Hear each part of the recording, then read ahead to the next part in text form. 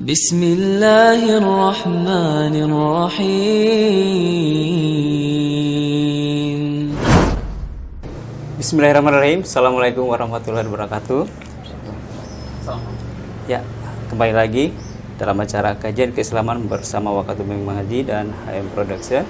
Kali ini pemirsa ditemani oleh saya Laudal Mukhtarin dan tentunya masih bersama Pak Ustaz Abu Kaisah. Baik, hari ini tepat di hari ke-9 Ramadan. Mudah-mudahan puasa Ramadan kita tetap berjalan lancar walaupun sementara ada isu tentang corona dan sebagainya. Mudah-mudahan wabah ini cepat berlalu di bumi Indonesia pada umumnya dan juga dunia pada umumnya dan Wakatobi pada khususnya. Baik, Assalamualaikum Ustaz. Waalaikumsalam. Ya, hari ini kita akan membahas satu tema yang menurut saya sangat istimewa ini Ustaz, terkait dengan naungan Allah Subhanahu wa taala di akhirat nanti atau di hari kiamat. Kira-kira mungkin terkait tema ini mungkin Pak Ustaz bisa memberikan pengantar apa sebenarnya sih naungan yang dimaksud dengan naungan dari Allah Subhanahu wa taala di hari kiamat. Ya, silakan. Ya. Bismillah, alhamdulillah, wassalatu wassalamu ala rasulillah wa ala alihi wa ashabihi wa ala amma ba'd. Memang kalau kita baca tekstual hadisnya mungkin ada sebagian yang masih bingung apa yang dimaksud dengan naungan di sini ya. Karena Rasulullah SAW menyebutkan dalam sebuah hadis yang dikeluarkan oleh Imam Bukhari dalam sahihnya dan Imam Muslim dalam sahihnya, di mana Rasulullah SAW bersabda, sab'atun yu'dhilluhumullah fi dhillihi yawma la dhilla illa dhilluh. Ada 7 golongan yang mendapatkan naungan, yaitu naungan Allah Subhanahu wa taala pada hari tidak ada naungan kecuali naungan Allah. Kalau kita baca riwayat dalam Sahih Bukhari ini saja, hadis nomor 660 ini, mungkin kita akan bingung naungan Allah bagaimana ini. Nah, tapi kalau kita baca riwayat yang lain, maka kita akan jumpai yang dimaksud dengan naungan Allah di sini adalah naungan Dhillu Arsyih ya, karena dalam lain riwayat disebutkan Dhillu Arsyih, yaitu naungan arsy-Nya Allah Subhanahu wa taala. Maksudnya bagaimana? Ini dijelaskan oleh Asy-Syaikh Shalih Al-Munajjid hafizahullah taala, seorang ulama di Riyadh ya. Beliau menyebutkan bahwa yang dimaksud dengan naungan di sini adalah beliau menceritakan secara detail bahwa nanti di padang mahsyar seluruh manusia yang pertama kali diciptakan dan yang terakhir dilahirkan nanti di muka bumi ini semua dikumpulkan jadi satu di padang mahsyar. Semuanya dalam keadaan telanjang, dalam keadaan tidak beralas kaki dan tidak dikhitan. Semuanya dikumpulkan di padang mahsyar, di mana di hari itu matahari akan didekatkan di atas kepala manusia, ya, jauhnya kurang lebih 1 mil. Nah, kemudian setelah itu manusia semuanya mengeluarkan keringatnya. Ada yang sampai mata kaki, ada yang sampai betis, ada yang sampai paha, ada yang sampai dada, ada yang sampai telinganya, ada yang sampai menenggelamkan semuanya. Tergantung kadar amal dan dosanya masing-masing. Nah, jadi ada 7 golongan yang disebutkan oleh Nabi SAW yang akan mendapatkan naungan dari Allah, maksudnya naungan arsy-Nya Allah Subhanahu wa taala. Di bawah naungan ini mereka akan merasakan kedinginan tidak panas. Ya, merasakan kedinginan tidak panas dan tidak ada keringat yang keluar dari tubuhnya, sama sekali tidak ada. Ya, jadi naungan ini naungan arsy, di mana beliau sebutkan arsy ini adalah makhluk yang paling besar. Dan tentunya naungannya, bayangannya itu tentunya sangat besar sekali. Nah, sehingga yang berada di bawah naungan arsy-Nya Allah ini tidak akan merasakan yang namanya panas ini. Dan panas ketika di padang mahsyar itu ada 3 macam. Ya, yang pertama panasnya matahari karena didekatkan dan jaraknya 1 mil di atas kepala manusia. Yang kedua menyebabkan suasana panas adalah karena banyaknya manusia kumpul jadi satu. Itu walaupun matahari jauh pun terasa panas tentunya. Yang ketiga yaitu neraka ya, Jahannam itu sudah dinampakkan di hadapan seluruh manusia sehingga mereka panas di sana. Jadi disebutkan oleh Syekh Shalih Al-Munajjid bahwa pada hari itu panas yang meliputi semua umat manusia itu ada 3 ini. panasnya matahari, panasnya suasana, ya, kumpulnya manusia di padang mahsyar, ditambah dengan diperlihatkan jahanam di hadapan mereka, sehingga mereka sudah kepanasan duluan di situ. Sehingga mereka berkeringat. Kecuali 7 golongan yang disebut oleh Rasulullah SAW, mereka tidak merasakan kepanasan ini. Oh ya. Begitu. Ya. Nah, ini naungannya. Kira-kira begitu ya pengantar Ya. bagaimana tentang memahami tentang naungan Allah Subhanahu wa taala di hari kiamat kelak nanti. Baik, Ustaz, berdasarkan hadis Nabi tadi dikatakan bahwa ada 7 golongan.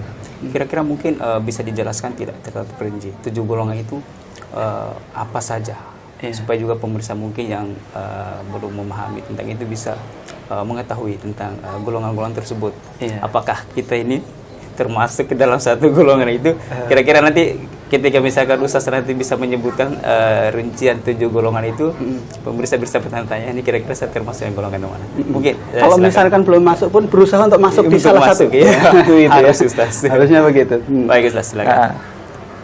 Imam Bukhari ya tadi meriwayatkan dalam hadits yang ke-660, juga Imam Muslim dalam hadits yang 2427. Ya, ini dari Abu Hurairah radhiyallahu anhu, beliau menyebutkan bahwa Rasulullah SAW bersabda tadi ada 7 golongan yang mendapatkan naungan Allah Subhanahu wa taala pada hari tidak ada naungan kecuali naungan Allah Subhanahu wa taala. Beliau sebutkan 7 golongan ini, yang pertama yaitu imamun adil. Imamun adilun, yaitu imam, pemimpin yang adil. Ya, pemimpin yang adil ini yang disebutkan oleh para ulama ini adalah pemimpin wilayah, pemimpin negeri, ya, yaitu bisa berupa khalifah, Amirul Mukminin, atau presiden, atau raja, ya, perdana menteri, atau yang lainnya, gitu, yang memimpin suatu negeri. Ya. Tapi mereka mengkiaskan juga, ya, membahasnya secara panjang lebar, termasuk diantaranya pemimpin yang adil itu adalah seorang pemimpin perusahaan, seorang pemimpin sekolah, seorang pemimpin rumah tangga, ya, seorang pemimpin yang ada di kantor dan lain sebagainya. Kalau dia bisa berlaku adil kepada semua karyawannya, semua anggota keluarganya, ya, semua yang berada di bawah pimpinannya, tanpa membedakan satu dengan yang lainnya, dia bersikap adil. Kalau ada yang benar dia katakan benar, ya, walaupun dia tidak menyukai orang tersebut, kan dia juga bisa mengatakan salah kalau itu salah, ya, dan bisa memberikan sanksi bagi orang yang terdekat dengan dia sekalipun karena melakukan kesalahan, maka dia telah berlaku adil. Dalam hal ini dia termasuk golongan ini, ya. Bahkan Syekh Shalih Munajjid hafizahullah taala, beliau memberikan contoh yang dialami oleh Mu'adz bin Jabal.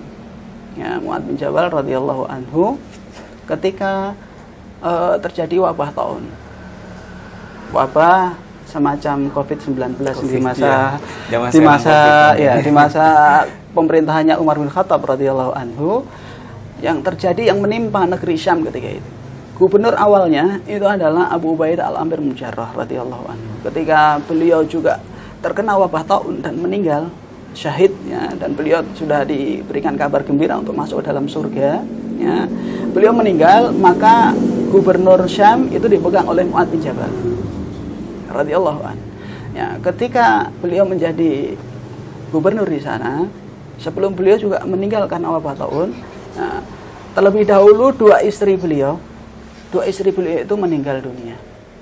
Ya, ketika meninggal dunia, ya, beliau tidak membedakan satu dengan yang lainnya.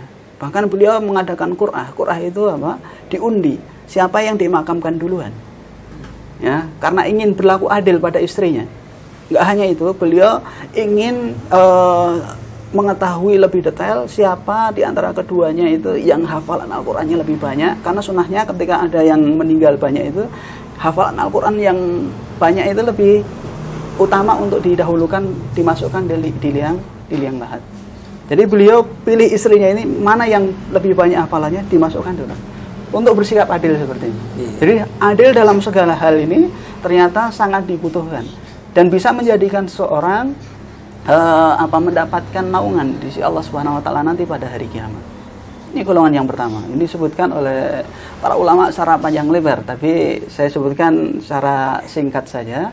Yang pada intinya setiap orang yang berlaku adil, ya, baik laki-laki maupun perempuan, itu mereka akan mendapatkan naungan di sisi Allah Subhanahu wa taala. Nah, nanti mungkin ada kaum wanita yang bertanya, di situ kan disebutkan imamun adil. Gitu ya. Imam yang adil. Ini hanya untuk laki-laki, iya, atau perempuan juga termasuk gitu. Iya.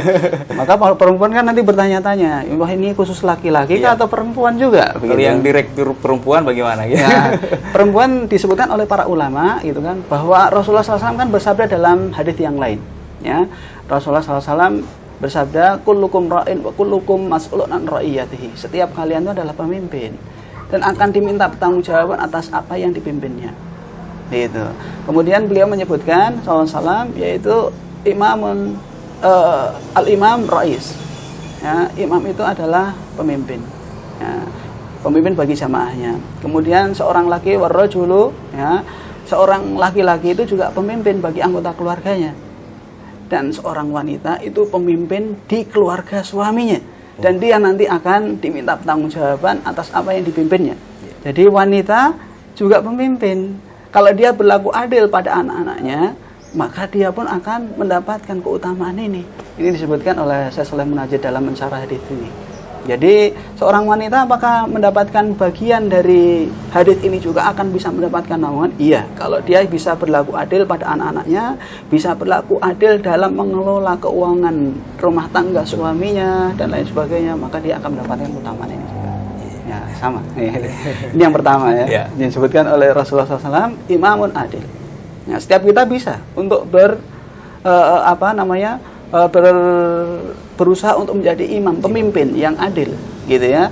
Baik pemimpin rumah tangga, kalau dia di tempat kerja berarti pemimpin di tempat kerjanya, apakah dia sebagai kepala bidang, kepala seksi atau siapapun yang berada di bawah kepemimpinannya, kalau dia bisa berlaku adil maka dia akan bisa mendapatkan keutamaan ini.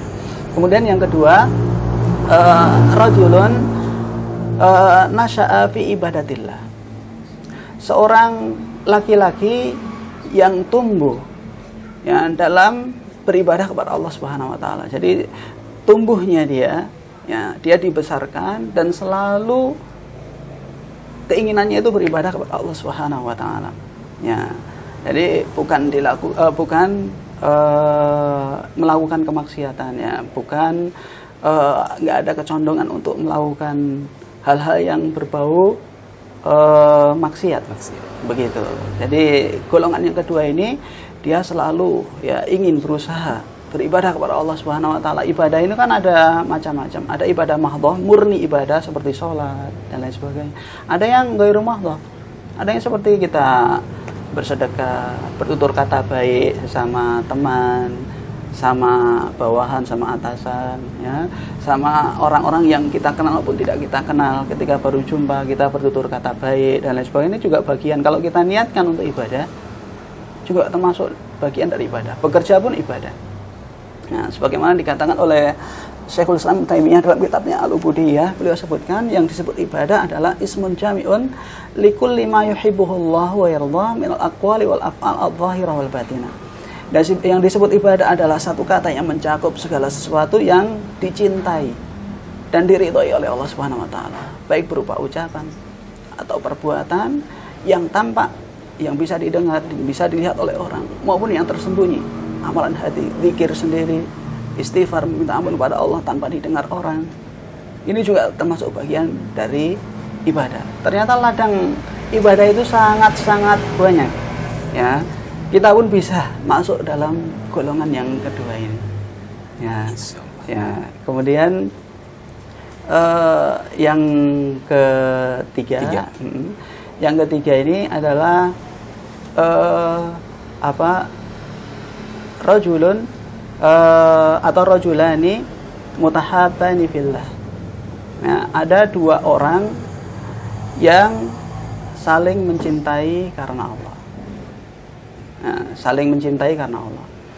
Dia berjumpa karena Allah, berpisah pun karena Allah. Ya, dia bertemu karena Allah, ya, berpisah pun karena Allah. Berarti yang menyebabkan dia saling mencintai itu adalah karena kecintaan dalam masalah agama, ya, kecintaan dalam masalah ilmu, kecintaan dalam masalah dakwah. Ya, sehingga ketika dia nggak jumpa, nggak nuntut ilmu bareng, dia merasa gelisah, saya sudah seharian nggak ketemu. Ya, nggak membicarakan masalah ilmu, nggak membicarakan masalah dakwah, nggak membicarakan masalah agama sama teman saya yang ini dan itu misalnya. Nah, ini disebutkan oleh Syekh Shalih Munajjid seperti itu. Dan cinta sesama muslim karena Allah Subhanahu wa taala ini termasuk mukammilatul iman, termasuk penyempurna iman seseorang. Nah, kalau dasar iman itu harus ditujukan hanya kepada Allah Subhanahu wa taala. Ya, cinta itu yang harus kita cintai hanya Allah Subhanahu wa taala. Ini dasar keimanan. Nah, kalau seandainya kita cinta kepada selain Allah, maka atau bahkan kecintaan kita kepada selain Allah ini lebih besar, ini menyebabkan seorang terjerumus dalam perkara syirik. Namanya syirkul mahabbah, syirik dalam kecintaan. Ya, makanya Allah Subhanahu wa taala berfirman gitu ya, yuhibbunahum kahubbillah. Mereka mencintai mereka sekutu-sekutu bagi Allah Subhanahu wa taala, ya. Mencintai mereka sama dengan mencintai Allah Subhanahu wa taala. Kalau mencintai sesuatu sama dengan Allah atau lebih cinta sesuatu itu dibandingkan Allah, berarti ini namanya syirku fil mahabbah, kesyirikan dalam kecintaan, dan ini syirik besar, tidak boleh dilakukan. Tapi yang dimaksudkan mencintai sesama muslim ini adalah cinta karena Allah, berarti dasar cintanya karena Allah Subhanahu wa taala, bukan karena dunia. Saya cinta ini, saya suka ini karena dia orangnya kaya. Saya suka sama ini karena dia seorang pejabat, siapa tahu dekat dengan ini nanti bisa dapat pekerjaan atau yang lainnya. Misal ini contoh saya, ini disebutkan oleh para ulama seperti itu. Jadi kecintaannya didasari karena Allah, karena agama, karena ilmu, karena dakwah dan lain sebagainya. Ya, bukan karena dunia, bukan karena pangkat dan jabatan. Ya, karena pangkat dan jabatan ini kalau seandainya bosnya sudah nggak menjabat, atau misalnya di perusahaannya misalkan bangkrut misalkan, dia lagi nggak cinta lagi. Karena apa? Luntur dengan sendirinya. Ya, begitu. Karena landasan cintanya bukan karena Allah, karena dunia, karena harta, karena pangkat, karena jabatan atau yang lain. Ya, baik. Ya. Kemudian rajulun qalbuhu mu'allaqun bil masjid. Seorang yang hatinya ini selalu terpaut pada masjid. Ya, walaupun dia nggak ada di masjid, ya, tapi hatinya ini selalu terpaut pada masjid. Kalau meninggalkan masjid, wah di masjid gimana ya kondisinya? Ini kalau dalam ilmu balaghah gitu ya. Ilmu balaghah itu salah satu cabang ilmu bahasa Arab gitu. Dalam ilmu balaghah itu, dalam hadis ini terdapat tasbih ini, seolah-olah menggantungkan, menyerupakan seorang muslim atau mukmin itu dengan lampu yang ada di masjid. Ya, lampu itu kan digantungkan di masjid dan nggak akan keluar dari masjid kecuali lampu itu mati diganti dengan lampu yang lain. Ya, seorang mukmin atau seseorang yang hatinya selalu terpaut pada masjid, selalu bergantung pada masjid, ya, ini seperti lampu ini. Artinya dia walaupun bagaimanapun keadaannya, dia berada di masjid terus. Walaupun orangnya keluar dari masjid. Dalam hadits yang diriwayatkan oleh Imam Malik bin Anas radhiyallahu anhu dalam kitabnya Al-Muwatta disebutkan bahwa hatinya ini walaupun orangnya itu keluar, gitu kan, nanti sampai dia balik lagi, yang dipikirkan itu selalu masjid, waktu sholat, atau ingin memakmurkan masjid dengan membaca Al-Quran, dengan majelis taklim, ya, dengan ibadah-ibadah yang lain di sana. Berusaha ingin memakmurkan masjid. Gitu. Nah, dan di sini disebutkan rajulun qalbuhu mu'allaqun bil masajid, seorang yang hatinya terpaut pada masjid, enggak hanya masjid di kampungnya saja. Iya, enggak, tapi di masjid manapun juga dia berusaha. Karena di sini disebutkan dalam bentuk plural ya, bentuk jamak gitu ya. Bentuk jamak itu dia hatinya selalu terpaut pada masjid. Masjid sana bagaimana ya, masjid sini bagaimana, masjid sana bagaimana. Kalau dia pergi ke satu tempat misalkan, ini sudah jam sholat belum, mau cari masjid dan lain sebagainya. Ini ciri bahwa hatinya itu selalu bergantung pada masjid. Dan orang seperti ini, ya, ini akan mendapatkan naungan di sisi Allah Subhanahu wa taala, orang pilihan. Karena nggak semua orang seperti ini. Karena sebetulnya dari sisi materi, kalau hati bergantung pada masjid itu apa keuntungannya? Kalau bergantung pada kantor mungkin karena harus absen gitu. Jadi ada materi yang dia terima, begitu. Tapi kalau bergantung pada masjid, apa yang diterima? Uang infak pun nggak boleh dia ambil. Dia hanya boleh kelola untuk kemakmuran masjid. Ya, dia benar-benar ikhlas mengharapkan ridha Allah Subhanahu wa taala. Bayangkan seperti ini. Nah, jadi golongan yang keempat ini yaitu bisa dilakukan oleh semua orang. Dan ini orang-orang tentunya yang tahu hanya Allah dengan dirinya saja. Gitu. Nggak perlu dipublikasikan, saya ini orang masjid, saya selalu terpaut pada masjid, tidak perlu dipublikasikan. Tapi Allah Maha mengetahui hati kita. Gitu. Walaupun dalam kondisi pandemi, dia pikirkan. Gitu. Ya. Dalam keadaan seperti ini, manusia, ya, khususnya di beberapa negeri Islam termasuk di Indonesia, ya, kaum muslimin dianjurkan untuk sholat di rumah. Tapi ada sebagian muslim tetap hatinya gelisah. Saya ingin rindu pada masjid, ingin sholat di masjid, ingin memakmurkan masjid. Tapi apalah daya, pemerintah pusat maupun daerah sudah menghimbau untuk melaksanakan ibadah di rumah. Tapi tetap hatinya terpaut pada masjid. Ya, begitu. Kemudian yang kelima ya. Yang kelima yaitu rajulun ya anfaqa atau tasaddaqa bi yaminihi ya. Seseorang bersedekah dengan tangan kanannya. Ya, tapi tangan kirinya tidak tahu. Ya. Ini sedekahnya sir, ya. Sedekahnya itu sangat rahasia. Ya. Maksudnya bagaimana? Dia ingin memberi tanpa diketahui oleh orang. Nggak perlu disebut. Nggak perlu disebutkan misalnya. Kalau saya infak sedekah di masjid 300.000 harus diumumkan. Kalau nggak diumumkan saya nggak mau lagi infak. Nggak perlu gitu. Ya. Artinya dia bersedekah seperti yang dilakukan oleh para ulama zaman dahulu. Ya. Mereka ketika ingin bersedekah, gitu kan, dia kumpulkan, dia bungkus satu-satu, ya, malam dia pikul sendiri, kemudian ditaruh di rumahnya orang fakir miskin. Tahu-tahu besok keesokan harinya mau sholat subuh sudah ada bahan makanan di depan rumah mereka. Dan ini sangat-sangat dibutuhkan kaum muslimin sekarang ini. Bahkan manusia sekarang ini di masa pandemi ada sebagian saudara-saudara kita yang sangat membutuhkan. Nah, mereka tentunya malu untuk minta kepada orang lain. Mereka lebih milih jalan hutang. Ya, hutang dan lain sebagainya. Mereka nggak mau meminta kepada orang. Tapi kita harusnya punya perasaan. Ada sebagian yang istilahnya kerjanya serabutan, gajinya tidak pasti, gitu kan. Di tengah pandemi pun mereka kadang ada pekerjaan, kadang tidak. Untuk makan sehari-hari susah, maka dibutuhkan orang-orang seperti ini. Orang yang memberikan dengan tangan kanan, ya, tangan kirinya tidak tahu. Artinya dia nggak perlu selfie juga gitu.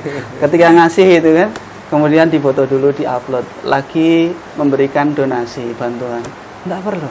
Ya, cukup Allah Subhanahu Wa Taala yang tahu. Kalaupun itu dilakukan itu hanya untuk laporan, misalkan kalau ada saudara-saudara kita menitipkan hartanya ke kita untuk disalurkan ke fakir miskin, nah untuk membuktikan bahwa kita sudah salurkan, kita foto tapi dikirimkan kepada beliau saja, kepada donatur saja. Untuk membuktikan bahwa saya sudah salurkan dana yang Anda berikan kepada atau Anda titipkan kepada saya, kepada orang-orang yang berhak menerimanya. Bukan untuk diupload di medsos atau apa, ya. Kita nggak tahu niatnya bagaimana, tapi untuk menjaga keikhlasan lebih baik ditinggalkan seperti ini, supaya hanya kita dan Allah saja yang tahu apa yang kita lakukan, supaya kita mendapatkan naungan juga di sisi Allah Subhanahu Wa Taala pada hari kiamat nanti. Kemudian yang keenam yaitu rajulun da'athum ra'atun datu mansibin wa jamal. Ada seseorang, ya, dia diajak berzina, ya, diajak berzina oleh seorang wanita datu mansibin. Dia memiliki kedudukan, pangkat yang tinggi, ya. Dalam lain riwayat disebutkan datu hasabin. Dia memiliki nasab yang tinggi. Kalau di sini nasab kan nggak terlalu di ini kan, tapi kalau di kalangan bangsa Arab itu nasab itu kan penting sekali. Nah, ini Kalau sekarang mungkin perempuan-perempuan yang berkedudukan ya, wanita karir gitu mungkin. itu ini ya yang punya jabatan ini Jabatan. masuk punya jabatan. Ya, itu dalam riwayat disebutkan dia punya nasab, artinya dia anaknya orang, misalnya siapa anaknya presiden, anaknya menteri atau apa gitu, istilahnya seperti itu. Walaupun dia nggak punya jabatan, tapi kan dia anaknya orang terpandang. Orang yang terpandang. Begitu. Nah, ini juga seperti itu. Wadatu jamal, dan dia parasnya cantik. Nah, parasnya cantik. Makanya Syekh Shalih Munajjid menyebutkan, hafizahullah taala, beliau menyebutkan lelaki ini diajak berzina dengan seorang wanita yang memiliki 4 kriteria. Dan semua kriterianya baik. Yang pertama, dia itu memiliki kecantikan. Diajak berzina dengan wanita cantik, memiliki harta dan kekayaan yang banyak, memiliki pangkat dan jabatan, dan memiliki nasab yang baik. Istilah kata kalau di dunia kurang apa? Gitu. Tapi dia mengatakan inni akhafullah. Aku takut pada Allah. Enggak mau meladeni, enggak mau melayani. Enggak mau melayani ajakan wanita tersebut. Ya, karena dia takut kepada Allah Subhanahu wa taala. Di lisannya dia mengucapkan takut walaupun di hatinya pengen. Gitu. Beliau memberikan apa? Memberikan penjelasan yang begitu detail. Syekh Shalih Munajjid memberikan penjelasan yang begitu detail. Biasanya orang kalau pengen zina, biasanya itu laki-lakinya dulu. Wanitanya diajak, kalau mau baru terjadi. Biasanya rata-rata. Ini wanitanya yang menawarkan diri kan gitu. Itu laki-lakinya ya, luar biasanya di situ. Seperti yang terjadi pada Nabi Yusuf alaihissalam. Wanita terpandang, kaya raya, punya jabatan, punya harta, cantik lagi. Gitu. Tapi beliau takut kepada Allah Subhanahu wa taala. Sebagai contoh ini Nabi Yusuf alaihissalam. Jelas begitu ya. Jadi ini juga mendapatkan naungan di sisi Allah Subhanahu wa taala. Apakah ini semua ini berlaku bagi laki-laki saja? Tidak, perempuan pun juga. Kalau ada seorang wanita diajak berzina dengan apa? Pejabat misalnya, pejabat. Kemudian dia memiliki harta kekayaan yang banyak, ditawari puluhan juta, ratusan juta misalnya, atau lebih dari itu. Kemudian ditawari pangkat dan jabatan, orangnya pun ganteng misalnya, ya, memiliki harta kekayaan yang banyak. Tapi wanita tersebut mengatakan ini akhafullah, saya takut pada Allah. Berarti yang melatar belakangi penolakannya bukan karena apa-apa, tapi karena takut kepada Allah Subhanahu wa taala. Inilah yang menyebabkan dia mendapatkan naungan di sisi Allah Subhanahu wa taala. Gitu ya. Kemudian yang terakhir, ini cuma singkat-singkat saya ini. Yang terakhir itu adalah rajulun, ya, yadhkurullah. Dia rajulun, seorang laki-laki sendiri di malam hari di tempat sepi, ya, mengingat Allah Subhanahu wa taala, berzikir kepada Allah Subhanahu wa taala, ya, hingga fadat aina, sehingga air matanya menetes. Ya, sehingga air matanya menetes. Dia berzikir, ya, mengingat Allah. Kemudian mengingat dosa-dosanya yang begitu banyak. Kemudian dia minta ampun kepada Allah Subhanahu wa taala. Dia yakin betul tidak ada yang bisa mengampuni dosanya kecuali hanya Allah Subhanahu wa taala. Hingga keluar air mata dari matanya. Ya. Dia menangisi dosa-dosanya. Dia minta ampun kepada Allah Subhanahu wa taala sehingga dia benar-benar ikhlas melakukannya ini karena Allah Subhanahu wa taala. Karena enggak ada yang melihat satu pun. Dia sendirian. Yang tahu hanya Allah Subhanahu wa taala. Nah, orang seperti ini pun akan mendapatkan naungan di sisi Allah Subhanahu wa taala. Ini berlaku baik bagi laki-laki maupun perempuan. Sama. Ya, semuanya di posisi yang sama. Laki-laki dan perempuan dalam posisi yang sama dalam masalah ini. Ya. Ini 7 golongan yang mendapatkan naungan di sisi Allah Subhanahu wa taala yang disebutkan dalam hadis ini saja. Adakah golongan lain yang mendapatkan naungan di sisi Allah Subhanahu wa taala selain 7 golongan yang telah disebutkan? Ada. Diriwayatkan oleh Imam Muslim dalam sahihnya, diriwayatkan oleh Imam Tirmidzi, ya, diriwayatkan oleh Imam Abu Dawud dan yang lainnya dalam sunan mereka. Ya, ada. Ya, sebagian riwayatnya hasan, ya, sebagian riwayatnya dhaif. Yang sebutkan ada yang hasan atau ada yang sahih dulu diriwayatkan oleh Imam Muslim dalam sahihnya, yaitu orang yang menunda pembayaran utang. Misalkan ada orang yang hutang pada saya, Dia belum mampu, dia tunda, dia tunggu sampai dia mampu. Ya. Dia berikan kesempatan sampai dia mampu membayarnya. Atau dia bebaskan utangnya. Ya. Atau dia bebaskan utangnya. Ini termasuk golongan yang mendapatkan naungan dari Allah Subhanahu wa taala. Sebagaimana diriwayatkan oleh Imam Muslim dalam sahihnya. Ini di luar dari hadis yang kita bahas di awal. Ya. Ya. Selain itu ada golongan-golongan yang lainnya, tapi disebutkan oleh Ibnu Hajar Al-Asqalani dalam kitabnya Fathul Bari. Cuma hadis ini dikomentari oleh Syalbani, hadisnya dhaif gitu. Jadi nggak perlu saya sebutkan gitu, karena riwayatnya dhaif. Nah, khawatir nanti diyakini bahwa golongan itu masuk di dalamnya. Padahal kalau hadis dhaif kan tidak bisa dijadikan sebagai sandaran hukum seperti itu. Jadi beberapa golongan yang nantinya akan mendapatkan naungan di sisi Allah Subhanahu wa taala ya. Kita tinggal bercermin kita masuk golongan yang mana dan ingin masuk golongan yang mana yang mudah bagi kita. Semuanya Allah mudahkan. Ada yang hubungannya langsung dengan Allah tanpa butuh modal berupa materi. Contohnya adalah berzikir di malam hari, istighfar, mengingat Allah Subhanahu wa taala, nggak butuh modal. Gitu. Ya. Ada yang berinfak butuh modal. Ya, seperti tadi berinfak sedekah dengan tangan kanan, tangan kiri tidak tahu. Ya, mana yang mudah buat kita? Silahkan dilakukan. Ada yang langsung berhubungan dengan Allah Subhanahu Wa Taala, ada yang berhubungan dengan manusia. Berhubungan dengan manusia tadi bersedekah, menolak berzina dengan wanita, ya, dan yang lainnya. Ada yang berhubungan langsung dengan Allah Subhanahu Wa Taala. Mana yang mudah buat kita, maka kita lakukan, agar kita mendapatkan naungan di sisi Allah Subhanahu Wa Taala nanti pada hari kiamat. Seperti itu. Iya, baik Ustaz. Kira tadi penjelasannya cukup menarik dan sangat kompleks sekali. Baik Ustaz, sebelum kita lanjut, karena ini kebetulan kita lagi live, mungkin saya akan mengajak pemirsa juga, pemirsa kajian Islami di Wakatul Mengaji, untuk bisa berpartisipasi langsung bersama kami, bisa mengajukan pertanyaan-pertanyaan terkait dengan tema yang sedang kita bahas pada sore hari ini. Kami tunggu partisipasinya agar bisa lebih memahami lagi konten yang sementara kita bahas pada sore hari.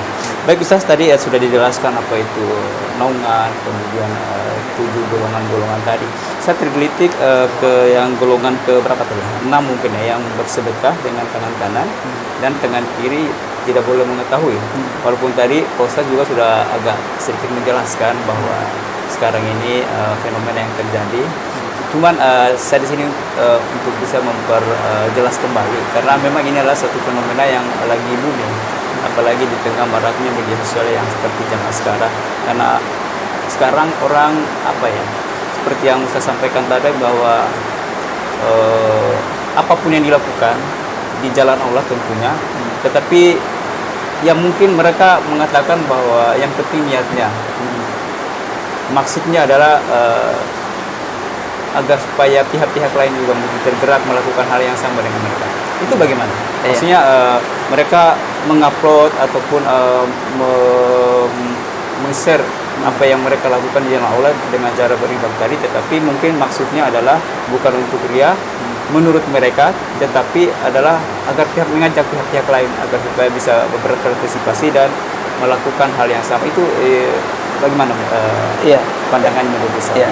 Itu ada 3 syarat yang disebutkan oleh Syekh Shalih Munajjid. Itu sebetulnya kalau kita ingin mengajak kaum muslimin yang lain untuk bersedekah, tujuannya seperti itu, maka hal ini diperbolehkan, tapi dengan 3 syarat. Yang pertama syaratnya adalah dia bisa menjaga keikhlasannya, ya. Yang kedua adalah niat daripada memfoto atau mengupload atau memvideokan apa yang dia lakukan itu adalah untuk mengajak. Tidak ada perasaan untuk ujub, riak dan lain sebagainya, atau sum'ah, pengen dilihat, dipandang, dipuji oleh orang, ya. Nah, kemudian yang ketiga, ya, dia benar-benar bisa menjaga niatnya ini, ya, sampai selesai amal, gitu ya. Niatnya ikhlas, ya. Kemudian dia berusaha untuk mengajak orang lain, ya. Yang ketiga, dia bisa menjaga niatnya ini sampai amalnya selesai. Jangan ada terbesit sama sekali, ya, untuk mendapatkan pujian, sanjungan dan lain sebagainya. Dan ini diperbolehkan dengan syarat-syarat ini. Ya, ini berdasarkan hadis Nabi SAW. Rasulullah SAW pada satu ketika menyuruh sahabatnya untuk bersedekah. Ya, beliau melihat ada salah seorang sahabatnya yang fakir, miskin. Maka beliau anjurkan untuk yang kaya itu sedekah sama yang fakir itu. Tapi sahabat yang berada di sekelilingnya ini nggak segera sedekah. Ya, atau dalam bahasa kita ini kurang empatinya kurang gitu, kurang sensitivitasnya juga kurang gitu ya. Sudah dianjurkan tapi kayaknya belum respon gitu ya. Akhirnya ada seorang dari sahabat yang mengetahui maksud dari Nabi SAW. Beliau sampai sedih karena sudah menganjurkan, tidak segera direspon oleh sahabat yang lain. Akhirnya seorang sahabat mengetahui Rasulullah SAW sedih karena anjuran beliau tidak segera direspon. Akhirnya beliau pulang ke rumah dengan membawa bahan makanan di hadapan Nabi SAW. Kemudian beliau mengatakan di hadapan orang banyak, di hadapan sahabat yang lain. Nah, beliau mengatakan ini saya sedekahkan di jalan Allah Subhanahu wa taala. Kemudian sahabat yang lainnya melihat kejadian itu. Lalu Rasulullah SAW mendoakan orang yang bersedekah ini. Ya. Lalu satu demi satu para sahabat yang melihat kejadian itu mengikuti sedekahnya orang yang pertama ini. 1, 2, 3 diikuti oleh orang yang lain. Lalu Rasulullah SAW bersabda, "Man sanna fil Islami sunnatan hasanatan, falahu ajruha wa ajru man amila biha." Barang siapa yang dalam Islam memberikan contoh yang baik, maka baginya pahala dan pahala orang-orang yang mengikutinya, tanpa mengurangi pahala mereka sedikit pun. Nah, kalau memang niatnya untuk memotivasi yang lain untuk melakukan hal yang sama atau lebih baik dari dirinya, ini tidak apa-apa selagi dia bisa menjaga keikhlasan. Gitu. Dan dia jaga terus sampai amalnya selesai. Begitu. Tapi kalau tidak bisa menjaga, alangkah lebih baiknya supaya dia mendapatkan keutamaan naungan ini, maka dia sedekahnya sembunyi-sembunyi. Tapi kalau memang di-share bisa memberikan maslahat, silahkan. Tapi biasanya saya nggak tahu, ini sebagian yang sering nanya gitu kan, ini ibadah apapun juga soalnya dia biar bukan ibadah, lagi jalan dia selfie juga gitu. Sekarang perjalanan menuju ini kan nggak perlu gitu kan. Tapi kalau memang niatnya ikhlas karena Allah, silahkan, tidak apa-apa, ada dalilnya juga. Begitu. Ya, jadi bersama Ketua Imam Haji itu tadi terkait dengan yang lagi marak saat ini, ya, orang dikit-dikit upload, dikit-dikit share media sosial. Kembali lagi bahwa niat masing-masing. Artinya bahwa selama dia tidak punya niat untuk ria ataupun pamer, itu saya kira bisa dimaklumi ataupun tidak apa-apa. Baik, sekali lagi kami ingatkan pemirsa Wakatul Imam Haji yang mau berpartisipasi dengan kami yang lagi live, bisa mengirimkan pertanyaan ataupun saran terkait dengan acara ini, ataupun mungkin ada masukan terkait tema-tema apa yang akan kami bahas di pertemuan-pertemuan mendatang. Baik Ustaz, kita lanjut sambil menunggu pertanyaan dari pemirsa. Selain daripada 7 golongan tadi, ada naungan di naungan Allah di akhirat nanti. Tadi kan sudah disebutkan ada 7 golongan. Ada nggak sih golongan-golongan yang memang tidak sama sekali mendapat naungan di sisi Allah Subhanahu Wa Taala?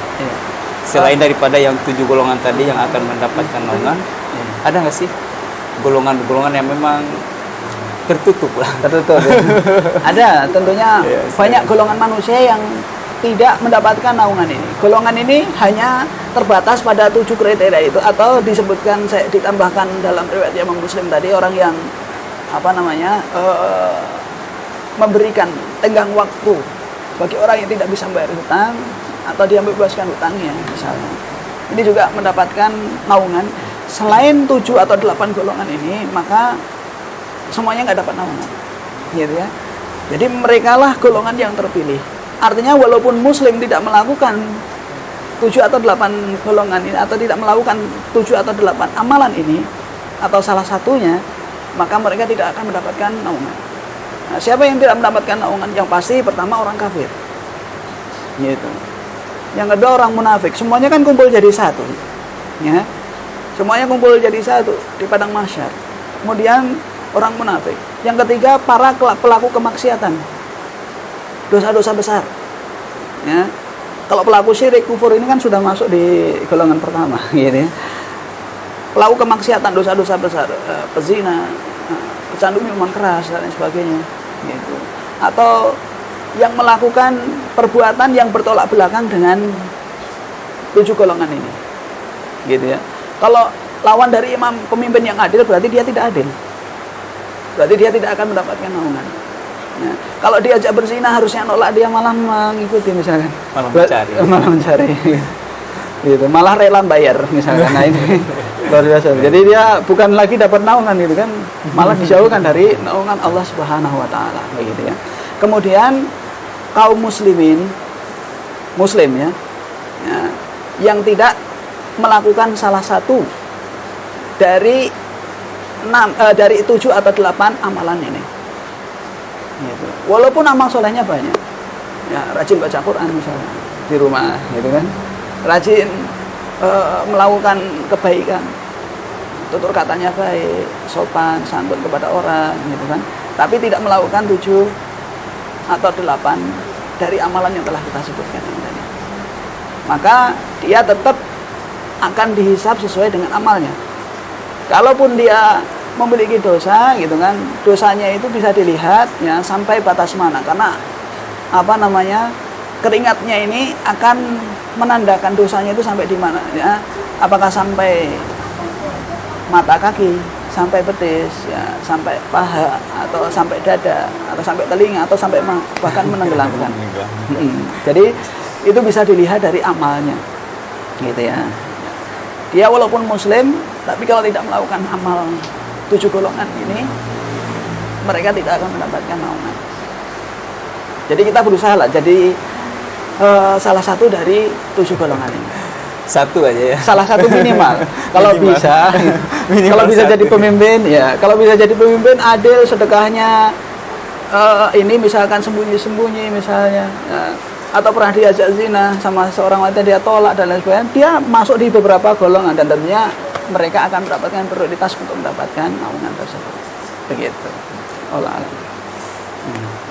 Ya, baik, pemirsa Wakatul Mengaji, kembali lagi kami ingatkan bahwa Anda bisa berpartisipasi langsung bersama kami dengan mengirimkan pertanyaan melalui komentar-komentar.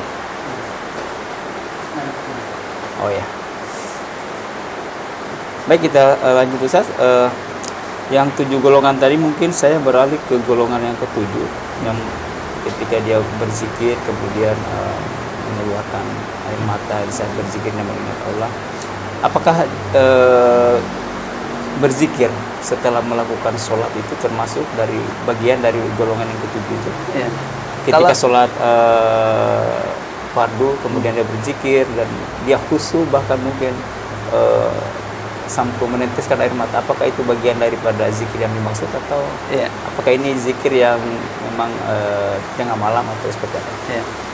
Kalau disebutkan dalam hadis itu dia sendiri, gitu ya, supaya tidak ada unsur riya, jauh dari unsur riya, pengen dilihat atau dipandang oleh orang, dan dia benar-benar tujuannya karena Allah Subhanahu Wa Taala, gitu ya. Jadi nggak ada seorang manusia pun yang melihat apa yang dia lakukan. Benar-benar dia menyendiri, ya. Kemudian dia menghadap Allah Subhanahu Wa Taala, berzikir, beristighfar, mengingat dosa-dosanya. Dia lakukan karena Allah Subhanahu Wa Taala. Inilah yang dimaksudkan dalam hadis ini. Jadi kalau zikir setelah sholat misalnya, kalau dia sebagai imam, ya, kemudian di hadapan jamaah, kita nggak tahu apakah niatnya bagaimana. Kalau niatnya ikhlas, semoga Allah terima. Tapi yang masuk dalam kriteria hadis ini itu adalah dia sendiri di malam hari, tidak ada yang melihat kecuali Allah Subhanahu Wa Taala. Kemudian mengingat Allah, berzikir kepada Allah, fafadat ainah, maka air matanya menetes.